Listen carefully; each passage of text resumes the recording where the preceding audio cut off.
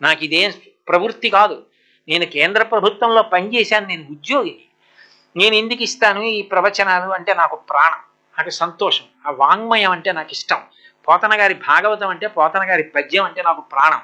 గుర్రం జాషువా గారి పద్యం అంటే నాకు ప్రాణం. నాకు తిక్కన గారి పద్యం అంటే ప్రాణం. నన్నయ్య గారి పద్యం అంటే ప్రాణం. శంకరాచార్యులు వారి వాంగ్మయం అంటే ప్రాణం. దాని గురించి మాట్లాడడం సంతోషం. 10 మందికి నా జీవితం పనికొస్తే అంతకన్నా నాకు ఆనందం ఇంకోటి లేదు. మా అమ్మ పడ్డ ప్రసవ వేదన సార్థక్యం. దానికోసమే ప్రవచనం. కాబట్టి జీవితంలో సంతోషంగా ఉండడం నేర్చుకోండి. అన్నిటికన్నా ఆఖరణ ఒక్క సలహా చెప్పి పూర్తి చేస్తా. నవ్వడం నేర్చుకోండి. ఎప్పుడూ ఇలా ఏదో కొంపలు అంటుకుపోయినట్టుగా బాధపడిపోతూ సీరియస్గా ఉండడం అలవాటు చేసుకోకండి.